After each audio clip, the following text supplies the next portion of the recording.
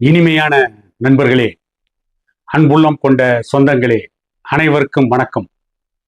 தமிழகத்தில் யாரும் எதிர்பார்க்காத முடிவாக 2 ஆண்டுகளுக்கு முன்பு கட்சியை துவக்கிய நடிகர் விஜயின் தமிழக வெற்றி கழகம் மிகப்பெரிய பெரும்பான்மை பெற்றுக் கொண்டிருக்கிறது.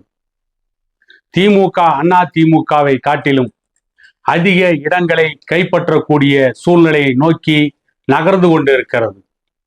இப்பொழுதே கிட்டத்தட்ட 111 தொகுதிகளில் விஜயுடைய தமிழக வெற்றி கழகம் முன்னிலை வகிக்கிறது. போக போக இதில் சற்று குறையலாம் அல்லது கூடலாம். தமிழகத்தில் ஆட்சி அமைப்பதற்கான 118 சட்டமன்ற தொகுதிகளை தமிழக வெற்றி கழகம் வெல்வதற்கு வாய்ப்பு இல்லை என்று சொல்லிவிட முடியாது. அதே நேரத்தில் 118 தொகுதிகளை உறுதியாக வெற்றி பெறும் என்றும் சொல்லிவிட முடியாது. வாக்கு பதிவு முடிகின்ற பொழுது என்ன என்கின்ற உண்மையான நிலவரம் தெரிந்துவிடும். இதற்கு அடிப்படை காரணம் என்ன என்பதை பற்றி சற்று அலசி ஆராய்வதற்கு முன்பு, இந்த சட்டசபை தேர்தலில் தமிழ்நாட்டில் திமுக வெற்றி பெற்று 2வது முறையாக ஆட்சியை கைப்பற்றும், அதாவது தொடர்ந்து 2வது முறையாக ஆட்சியை கைப்பற்றும் என்று பெரும்பாலான கருத்து கணிப்புகள் சொன்னது. ஒரு சில கருத்து கணிப்புகள் அதிமுக வெற்றி பெற்று ஆட்சியை மீண்டும் கைப்பற்றும் என்று சொன்னது. ஒரே ஒரு கருத்து கணிப்பு நிறுவனம் ஆக்சிஸ் என்கின்ற அந்த நிறுவனம் மட்டும்தான் நடிகர் விஜய் 120 தொகுதிகள் வரை வெல்வார் என்று சொன்னது. இந்த ஆக்சிஸ் நிறுவனம் சொன்ன கருத்து கணிப்பு இப்பொழுது 99% உண்மையாகி கொண்டு இருக்கிறது. அதே நேரத்தில் இதே ஆக்சிஸ் நிறுவனம் 2024ஆம் ஆண்டு நாடாளுமன்ற தேர்தலில் இந்தியாவில் பாரதிய ஜனதா கட்சி 300 தொகுதிகளுக்கு மேல் வெற்றி பெற்று மிகப்பெரிய பெரும்பான்மையுடன் மீண்டும் ஆட்சியை தக்க வைத்துக் கொள்ளும் என்று சொன்னது. ஆனால் 2024ஆம் ஆண்டு நாடாளுமன்ற தேர்தலில் பாரதிய ஜனதா கட்சிக்கு முழு மெஜாரிட்டி கிடைக்கவில்லை. கூட்டணி தயவில் தான் இன்றைக்கு ஆட்சி நடந்து கொண்டு இருக்கிறது. கிட்டத்தட்ட கருத்து கணிப்புகள் ஓரளவிற்கு ஒத்து போனாலும் கூட பெரும்பாலான கருத்து கணிப்புகள் தேர்தல் முடிவுகளுக்கு எதிராகவே இருக்கிறது என்பதை இது காட்டியிருக்கிறது. எனக்கு இப்பொழுது ஒரு பழைய மன்னன் சொன்ன கூற்று நினைவுக்கு வருகிறது. பொன் மூட்டையினை ஒரு கழுதையின் மேல் ஏற்றி அனுப்பினால் அது பிடித்துவிடும் ஒரு பட்டினத்தை என்றான் மாசிடோனியா மன்னன் பிலிப்.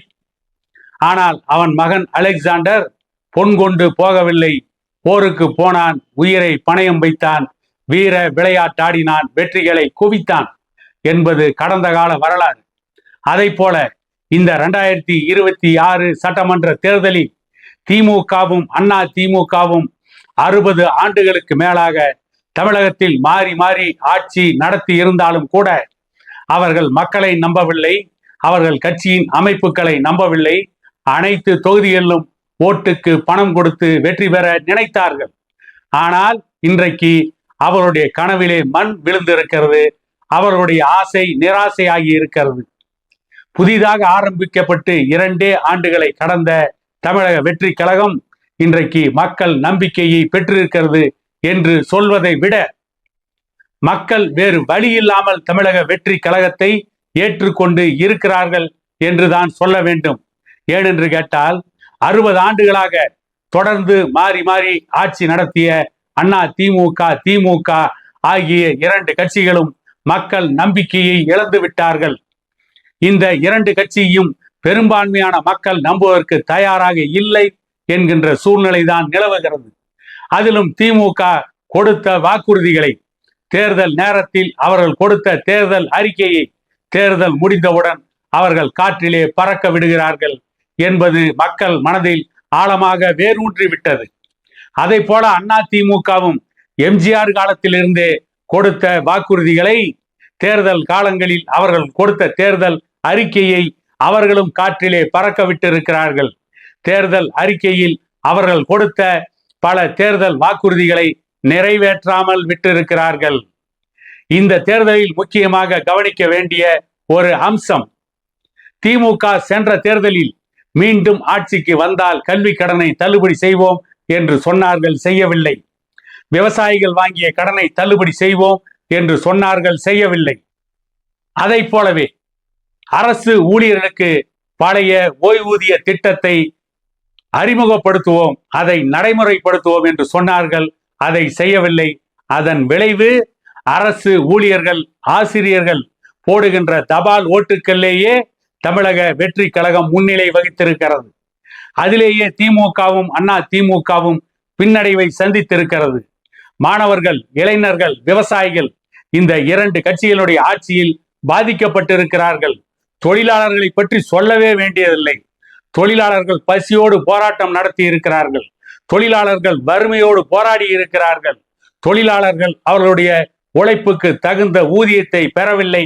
கடினமாக உழைத்தார்கள், குறைவாக சம்பாதித்தார்கள், ஏதோ வயிறு வளர்த்தார்கள், ஏதோ பிழைத்து கொண்டிருக்கிறார்கள் என்ற நிலைமைதான் இந்த இரண்டு கட்சிகளின் ஆட்சியிலும் நடைபெற்றது.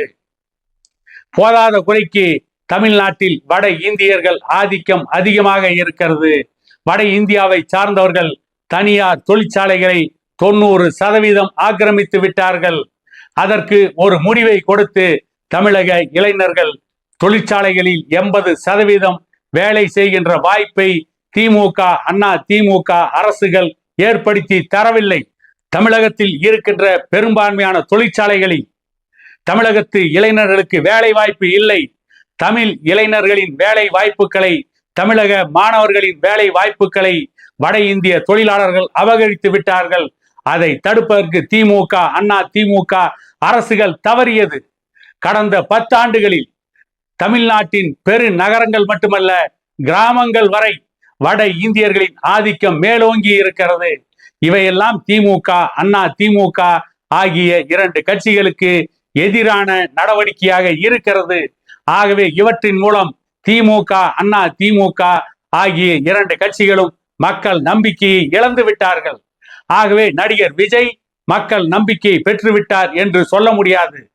இந்த தேர்தலில் ஆட்சி அமைப்பதற்கு தேவையான 118 சட்டமன்ற உறுப்பினர்களை நடிகர் விஜய் வெற்றி பெற்று தனி பெரும்பான்மையுடன் ஆட்சி அமைத்தாலும் சரி, அல்லது வேறு ஏதேனும் கட்சியோடு கூட்டணி வைத்து ஆட்சி அமைத்தாலும் சரி, திமுக, அண்ணா திமுக அரசு செய்ய தவறிய மக்கள் நல திட்டங்களை, தமிழ்நாட்டின் தொழிற்சாலைகளில் இளைஞர்களுக்கான வேலை வாய்ப்புகளை உறுதிப்படுத்தினால் நடிகர் விஜயின் மீது தமிழக மக்களுக்கு நம்பிக்கை வரும்.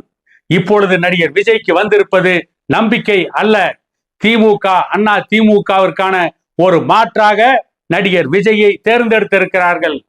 திமுக, அண்ணா திமுகவிற்கு மாற்றாக தேர்ந்தெடுக்கப்பட்ட நடிகர் விஜய் தமிழக மக்கள் நலனில் கவனம் செலுத்தினால் திமுக, அண்ணா திமுகவிற்கு கிடைக்காத நம்பிக்கை நடிகர் விஜய்க்கு கிடைக்கும். பாட்டாளி மக்கள் கட்சியை பொறுத்தவரை மருத்துவர் ஐயாவின் மீது வன்னியர் சமூகத்தின் பெரும்பான்மை மக்கள் நம்பிக்கை வைத்தார்கள். ஆனால் பாட்டாளி மக்கள் கட்சியை அன்புமணி 2ஆக உடைத்த காரணத்தால் வன்னியர் சமூகத்து இளைஞர்களும் நடிகர் விஜய் கட்சிக்கு வட தமிழகத்திலும் வன்னியர்கள் பெரும்பான்மையாக ஓட்டு போட்டிருக்கிறார்கள்.